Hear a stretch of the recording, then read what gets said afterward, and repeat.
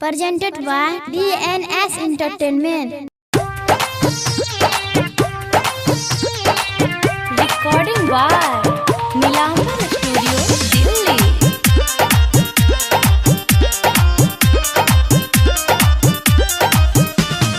DJ Vikas, Matiyar Kala, Sitamarhi.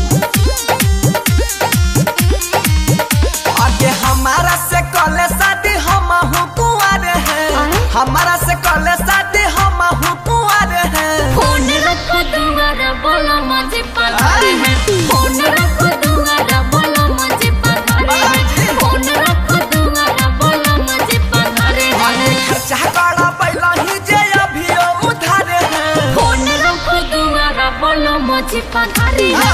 Phone रखो दूंगा बोलो मुझे पधारे हैं। फोन रखो दूंगा बोलो मुझे पधारे हैं। चोरी बलम के पिछला हिसाब आवे शोभ ये ले ले। प्लीज मान जा।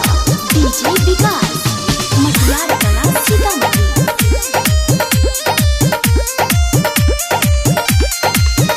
आगे चाहे भी हो तोरा हम अपन दिल जान से। लड़का मिलल छै अमीर खानदान से।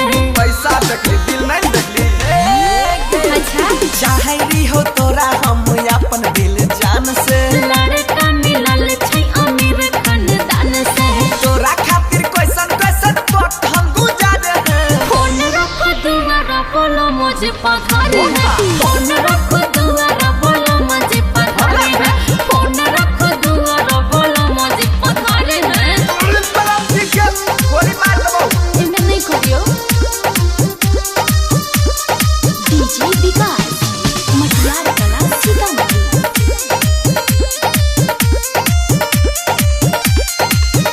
आगे कइने रही वादा किए खुश तोरा रखबो। भूल जा मोइन पीछे मुड़ के नहीं ताकबो। आई सेम टू यू अच्छा हाँ? कइने रही वादा किए खुश तोरा रखबो। भूल जा मोइन पीछे मुड़ के नहीं ताकबो।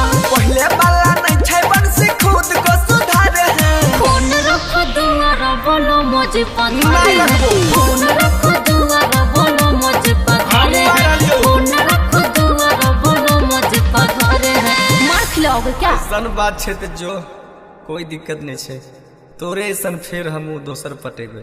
हम जनै छी तू एहे करबा।